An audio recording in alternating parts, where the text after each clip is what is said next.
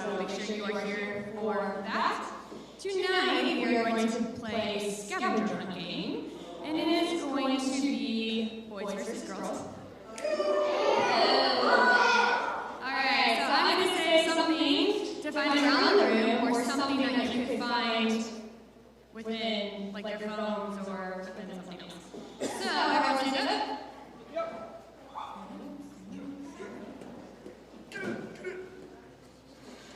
Alright, your first thing is find someone with a pair of black socks on. Alright, yeah, the guys got it. Keegan has black socks on. What? Yeah, but Keegan has one. So, guys got it. Alright, number 2. The first group to get a selfie with the group leader, go.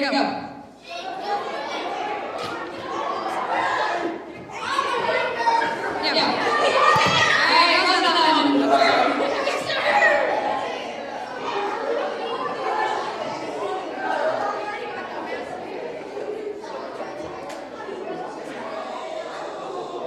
Alright.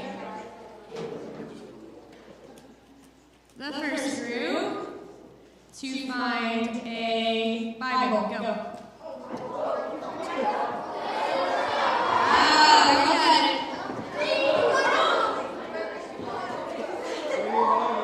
Alright, next thing. First team to find a ping pong ball and bring it up to me. Alright,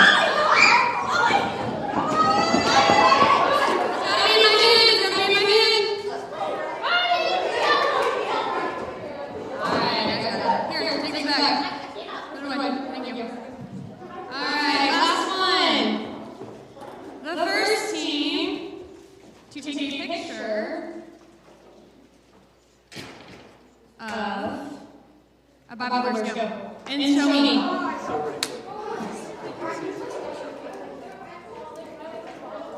Alright, go ahead. Alright, now see.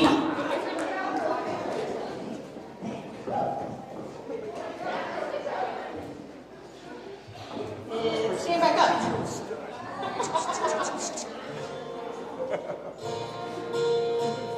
All right, you guys sing along with me tonight.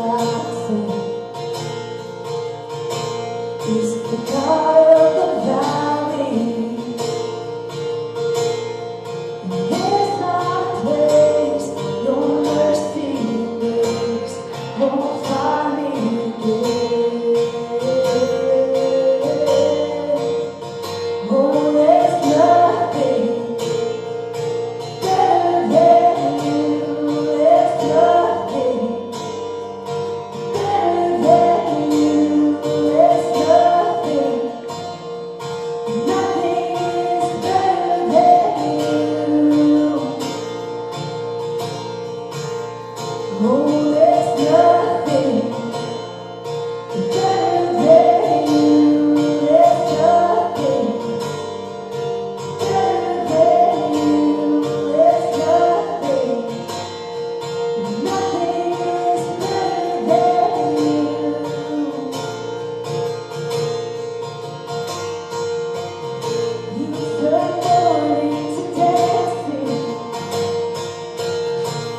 can't do me what I did.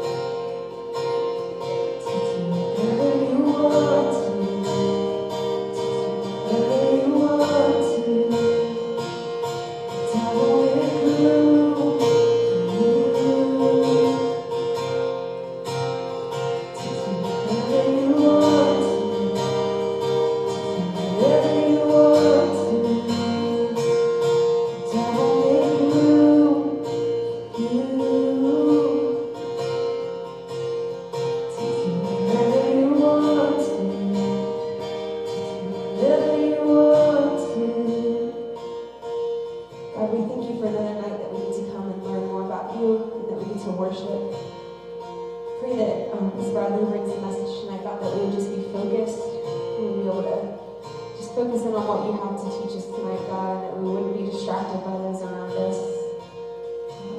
And that you would just teach us something new tonight. In your name we pray. Amen. You guys are going to see.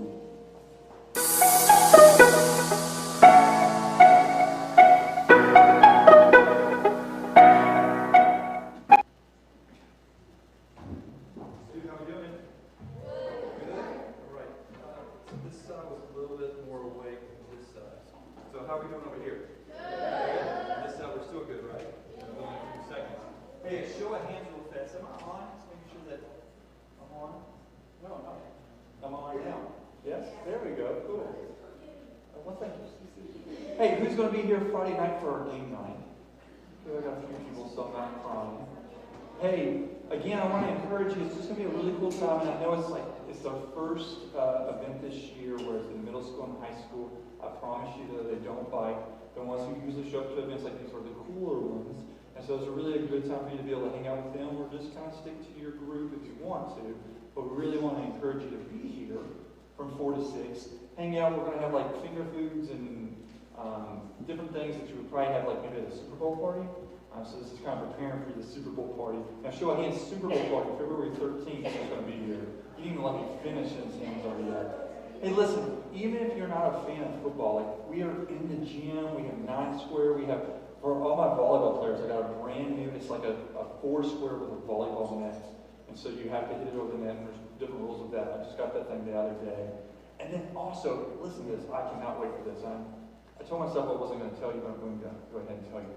I purchased 2 of these, they're like these contraptions. And within them, like you hook them to a TV and they have, listen to me, I'm not exaggerating, 8,000 arcade games to each one. And so we're going to hook these things up to TVs and you can play whatever game you want to as long as it's appropriate. I'm really comfortable. We're supposed to be here by the end of the week. They'll definitely be here by Super Bowl Sunday. Okay. I want you to look at your neighbor and I want you to do the most aggressive flex you can possibly do. Okay. Come on. I saw like 3 of you really get into it. I mean, every single person, look at someone next to you and flex, press him. Go! Okay. Right. Henry White just made me pee myself a little bit. That was very scary. Scary flexing.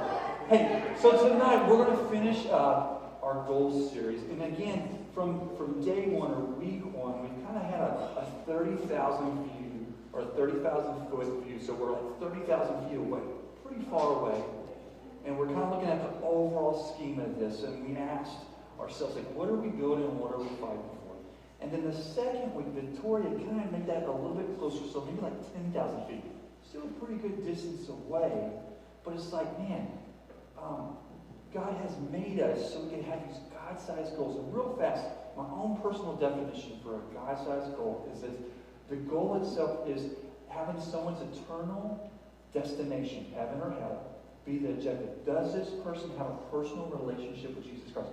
Is what we're trying to accomplish helping them understand who Jesus is more? That's kind of a God-sized goal, and that's a huge responsibility, a huge opportunity in front of us. And obviously last Wednesday we had some predictive weather that didn't happen. We canceled just to be safe. And now we're here, and we're going to try to put week 3 and 4 together. And tonight we're at ground zero. Like we're right at the spot of these goals. Now when I think about strength, I think about comic book characters. We're going to have the Avengers, and we got Captain Marvel, and we got Superman. Like, these people, they can do amazing things, and they're super strong. Like the Hulk can smash, and Thor, the god of thunder, is so strong. But when I think of super strength, I think none other than our man Juan. I mean, there's Thor, and there's Hulk, and there's Superman. But then there's Juan strength. This guy is super strong. But all jokes aside, right now we're 3 weeks into January. And statistically, 3 out of 4 people, so 75% of us, have given up on our New Year's resolutions. So New Year's comes along and says, oh, new year, new me, I'm so pumped. I'm going to accomplish this. I'm going to watch what I eat. I'm going to reduce the amount of times I'm playing video games. I'm going to really focus on my studies, or I'm going to make this team, or what the goal may have been at day 1, January 1st, whatever, 2022. By now, 3 out of 4 of us have given up on that goal. Why is that? A lot of times, big word here, opposition. Opposition means we're faced with stuff, we're faced with trials, we're faced with circumstances. Man, we get sick, or we're just not feeling good, or it's super cold outside, or we got behind on school, and those grades that we're wanting to get, there's no way we're going to do them. So why even bother? Why even try? We really want this person to know Jesus, but they want nothing to do with it, so why even bother? Why even try? Man, I really wanted to make the team, but it's really starting to look like I'm not that good, so I'm giving up. We come up with all these excuses, we hear all the criticism and all the namesaying and all the naysayers of all the other people around us, and it's just like, man, I'm done. That was a silly goal to begin with. There's no way I was going to get that. If you remember the story that we've been talking about, Nehemiah had pressed on him, hey, you need to go back to your motherland, basically, the city where your people came from, Jerusalem, and you need to rebuild the walls. The walls were the protection of the entire city. It was also kind of their present, like, oh, look at us, their flex, because they had this massive wall around them. Think about the protection that you have. We're Americans, we have our rights, we have our freedoms, so we kind of walk around with our chest up, because we don't have to live in fear. But these people didn't have that wall anymore, so they had to live in fear. And they kind of just like, what's the point? Because the wall had been destroyed and not built for 150 years. And so Nehemiah said, man, we've got to change this. And if you remember, Nehemiah goes to the people, goes to the council. He's now the governor of Jerusalem and the people of Judea. And he's just saying, listen, we can make this happen. Will you help me build this wall? And they're like, yeah, let's go. We're going to build this wall. Let's get to work. And just like with your goals, they go into it, they're gung-ho, and they're motivated, and they're focused. And it's like, new year, new me, new wall, new Jerusalem, new us. We're all about this. And then the people on the outside, the people who disagree, the people who don't really care for you, the people who want to see you fail, start coming after them. And we'll pick it up right here in Nehemiah chapter 4, verses 1 through 3. And Sanballat, who was very angry. Sanballat is the person, man, I don't want to see this wall being built. Okay, so think of that person, and maybe we shouldn't do this, but think about that person who'd rather see you fail than be successful. All right, you don't have to say their name, but you can kind of see their face. You know their name, obviously.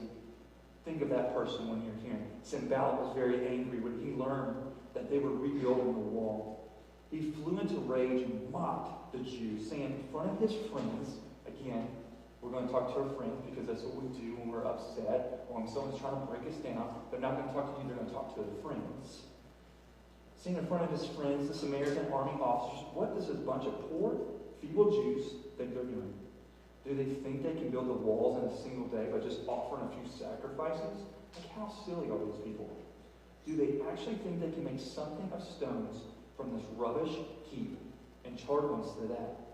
Tobiah, the Ammonite, again, his friend, who was standing beside him, remarked, the stone wall would collapse even if a fox walked along the top of it. Like, they're going to build this wall and it's not going to hold weight. It's not going to be strong. They're wasting their time.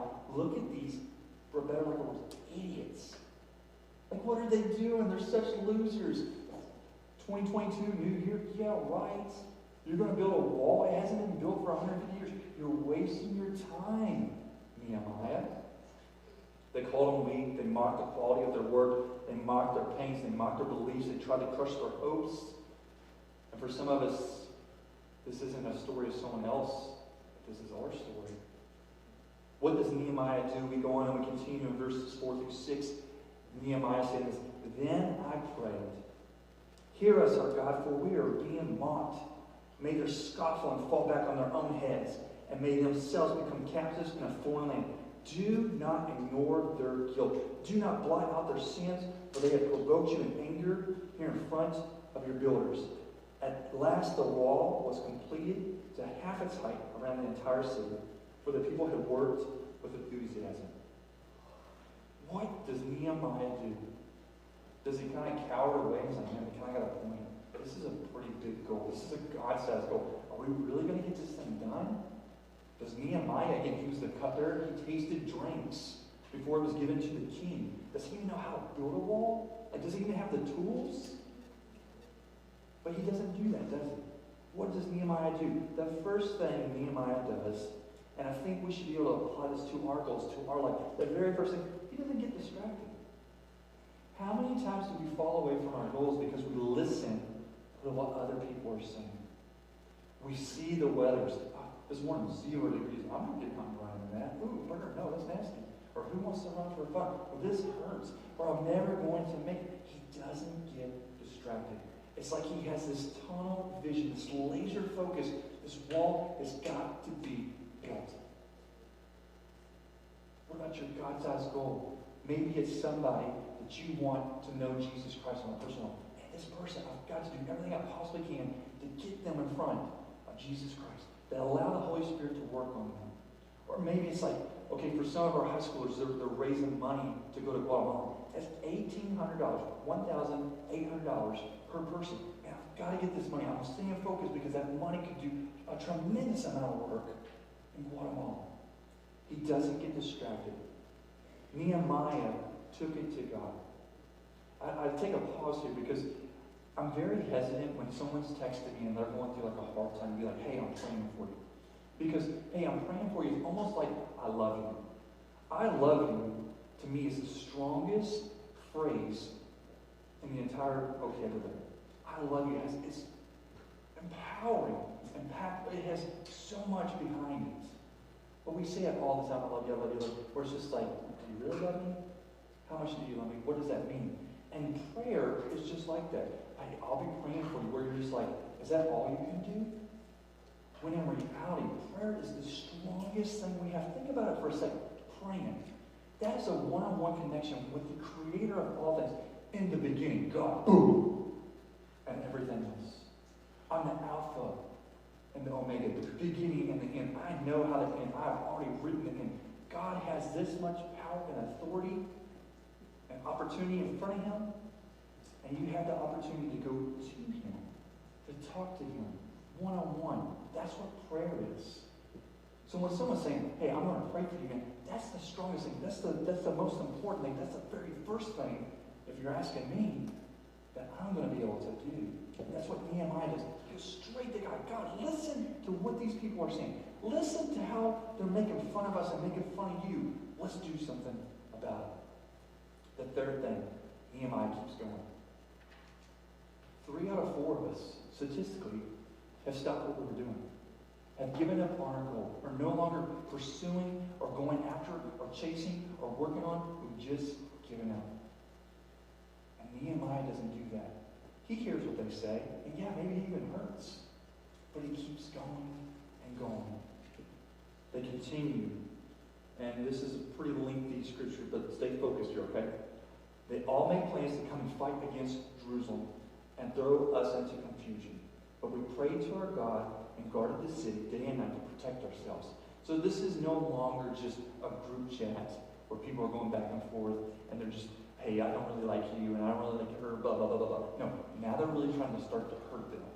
All right, they're preparing for war. All right, if we can't scare you, we're going to hurt you, and therefore you're not going to be able to build the walls. Then the people of Judea began to complain, the workers are getting tired, and there's so much rubble to be moved. We will never be able to build the walls by ourselves. Now Nehemiah's own friends, the people who are helping, the same people are like, let's build the wall, this is going to be awesome. We're like, I'm going to die here. My back hurts. So he's got these people on the outside who want to hurt him. He's got the people that he thought kind of had his back that was helping him, starting to see like, yeah, this is really, it's becoming tough. Like, can we just take a break, or maybe this isn't, I mean, it's halfway built, can we be done? Meanwhile, the enemies were saying, before they know what's happening, we will swoop down to them and kill them and end their work. The Jews who lived near the enemies came and told us again and again, they will come from all directions and attack us. So I placed armed guards behind the lowest points of the wall in the exposed areas. I stationed the people to stand guard by families armed with swords, spears, and bows. Then, as I looked over the situation, I called together the nobles and the rest of the people and said to them, do not be afraid of the enemy. Remember the Lord who is great and glorious,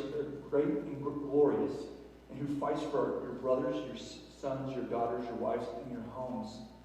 When our enemies heard that we knew of their plans and that God had frustrated them, kind of made their plans go into rubbish, we all returned to our work on the wall. But from then on, only half my men worked, while the other half stood guard with spears, shields, bows, and coats of armor. The leaders stationed themselves behind the people of Judea who were building the wall. The laborers carried on their work with one hand supporting the load and one hand holding the weapon. This comes back to what are we fighting for and what are we building? So they had their sword, but then now it has a trap. A trap's what you put cement down between the bricks. And so they were ready for battle, but they were still working. Fighting for, building. And what we're building, we better be ready to fight for. All the builders had a sword belted to their saddle. The trumpet stayed with me to sound the alarm just in case something happened. Then I explained to the nobles and the officials of all people, the work is very spread out, and we are widely separated from each other along the wall. When you hear the blast of the trumpet, kind of like a siren, rush whenever it sounded. Then our God will fight for us. We worked early and late, from sunrise to sunset, and half the men were always on guard. Also told everyone living outside the walls to stay in Jerusalem. That way they and their servants could help guard at the night and work during the day. Listen to verse 23. During this time, none of us, not I, not my relatives, not my servants, not my guards, who were with me, ever took off our clothes. We carried our weapons with us at all times, even when we went to water. Why is that so important? He was always ready. His people were always ready. Are you ready?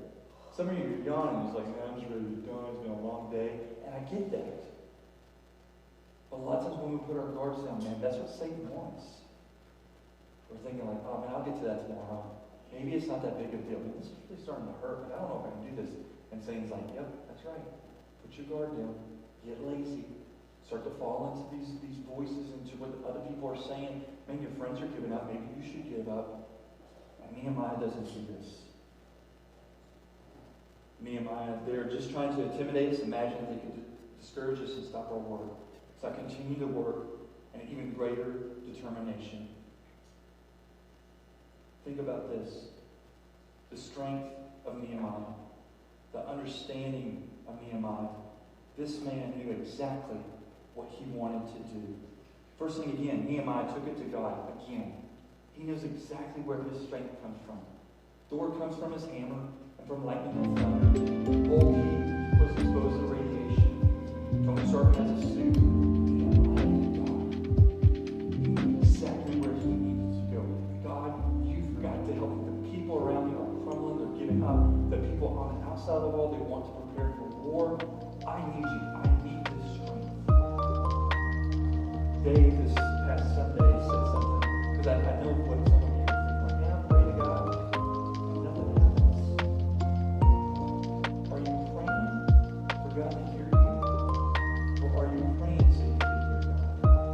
Let me say that one more time. Are we praying so God can hear us? God, man, I'm talking to you, where are you? But instead, we should be praying so we can actually hear God. Because communication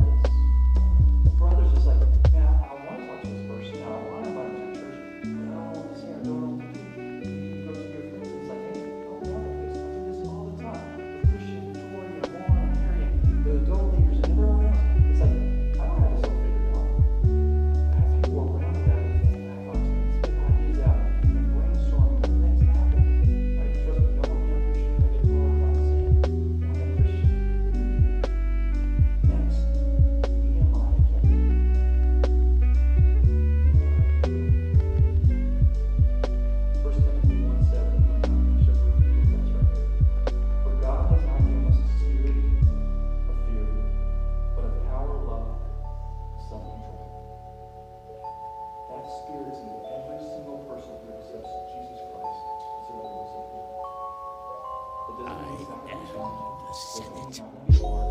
Doesn't mean that you're not going to have questions like, God, I don't know if I can do this. I think that's just reality.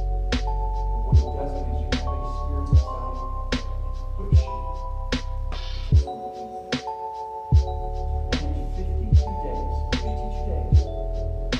Nehemiah and the people of Jerusalem built the entire wall. And what they do is that they celebrate. As you and I should do, as we accomplish our goals. So now, as you're going to small groups, some of the questions, some of the bigger questions, but just God's size goal. We talk about the empty seats occasionally. And like, amen, like, what are we doing wrong?